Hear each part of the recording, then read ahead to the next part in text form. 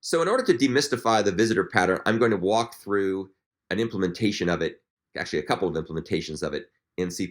And hopefully this will make things a lot more clear because I think once you see how it's actually used in practice, it's much less daunting.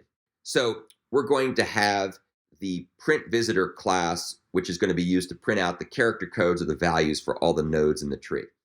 And this is the print visitor class. You can see it inherits from visitor, and it defines a bunch of methods like visit leaf node, visit composite add node, visit composite divide node, and so on and so forth. And what's neat about this is we can combine the print visitor with any traversal ordering algorithm. So we can go ahead and make ourselves a print visitor using a factory, which is a stateless visitor. And then we can go ahead and make ourselves an expression tree using creational patterns like interpreter or builder or factory method.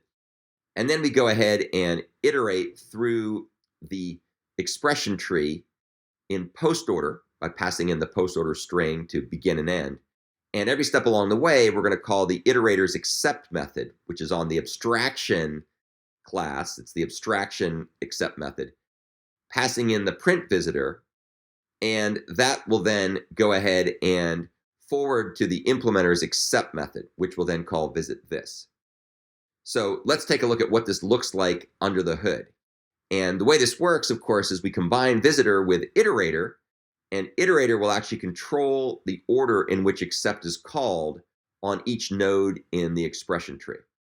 And this, of course, will be a post-order traversal. So I'm kind of showing you at the bottom a little snippet of this. This is the part where we're at node 5 in our iteration, and the code says accept the print visitor, and that then triggers the leaf node, because it's a leaf node, to say, come visit me, please.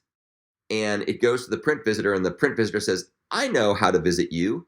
I'll call the visit method that will visit a leaf node. And what that does is that goes ahead and prints out the item as a value. So we print out the item 5 in this particular case. And then you can see over here, we get to the next stage in our iteration, and we call the accept method again, except this time we're calling it on a composite negate node. And what that does is that says, come visit me. So the print visitor says, I know how to visit this guy. And what it's going to do in that case is it's going to go ahead and print out the minus sign. So that's what visiting a composite negate node does. It prints out the minus sign when we're a print visitor.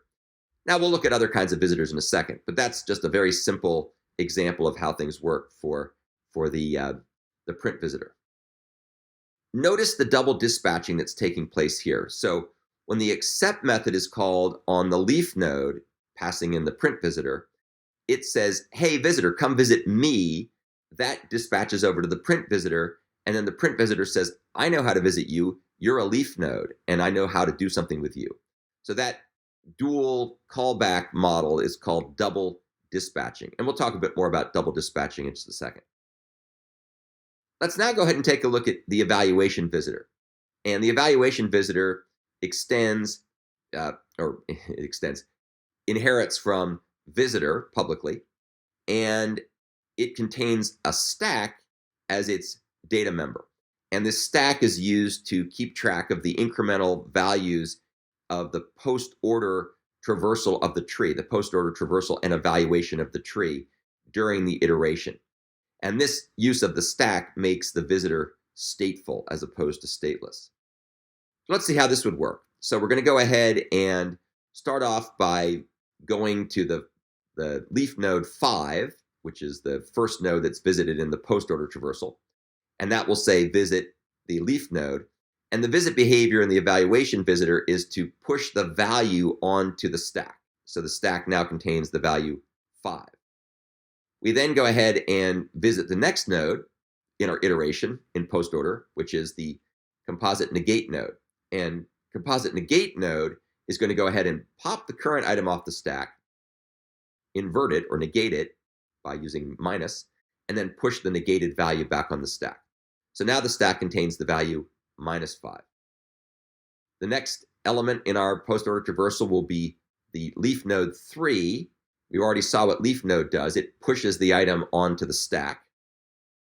And then we visit the value 4, the leaf node 4. That pushes another value, this time 4, onto the stack. So now the stack contains -5, 3, and 4, where 4 is the top of the stack. We now hit the composite add node, and the semantics for composite add node are to pop the top 2 items of the stack, add them together, and then push the result back on the stack. So the stack now contains 7 and -5. And then the final step here is we see the multiplication node, which goes ahead and pops the top 2 items off the stack, multiplies them together, and then pushes the result back on. So we end up with -35. So that's an example of the evaluation visitor. A couple things to note. You can see it's stateful, and when it's all done, the top of the stack contains the final yield or the final value of the elements in the expression tree. And if you actually run the program, you'd see that that's exactly what it does. Okay, now the way this works again for the evaluation visitor is just the same way it worked for the print visitor. The iterator controls the order in which accept is called on every element in the tree using post-order traversal. So we evaluate, we accept the evaluation visitor. That ends up going ahead and visiting the evaluation visitor for the leaf node, which, as we saw before, will push the element onto the stack. So that's what that does. That's what it means to evaluate or to visit a node using the evaluation visitor.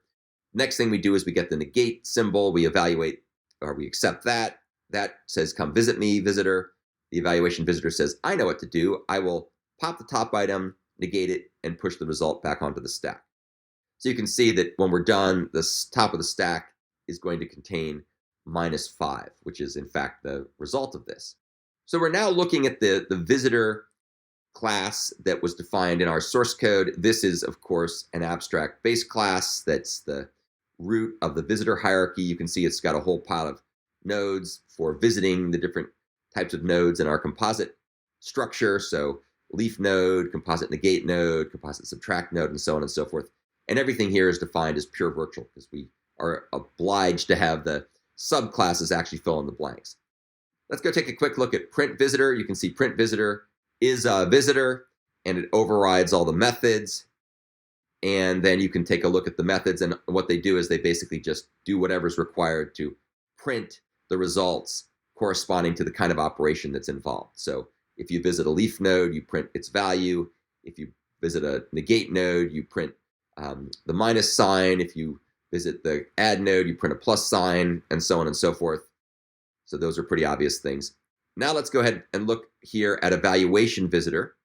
Evaluation visitor also, of course, will extend or implement and inherit from visitor. And you can see that it overrides all the various visit methods, just like print visitor does. But the main difference is it contains a stack. And that stack is then actually used here in the various methods defined in the evaluation visitor. So you can see here's visiting a leaf node, which pushes the value onto the stack. You can see the negate node takes the top item off the stack, pops the top item, and then pushes the negation of the top item if the stack is not empty.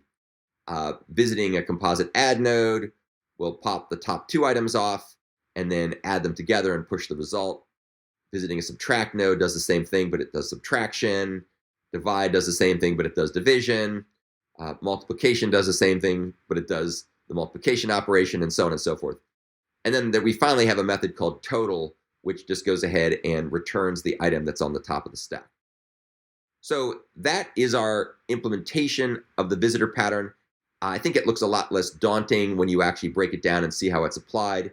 And it's actually called over here in the state pattern implementation, which we may or may not have time to get to, but at any rate, you can see how this works. We make ourselves a print visitor in the print tree method, and it iterates through the tree from beginning to end in whatever designated traversal order is given, and it goes ahead and accepts the visitor and prints out it prints out the results as part of the traversal. Here's the evaluation way of doing things. We make ourselves an evaluation visitor. And in this case, just for kicks, rather than doing it this way, I went ahead and did it using the for each algorithm. So I used for each in conjunction with a Lambda function Those of you who are struggling with Lambda function syntax, pay close attention. This is how you write Lambda functions.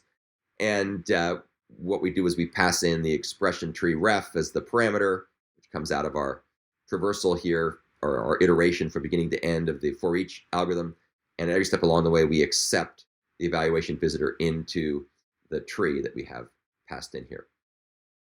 Okay, and I think I may have some other examples just for kicks. I show how to do this with other ways of writing the code, but I think they're just variants swapping back and forth between using iterator style approaches versus using for each and Lambda functions.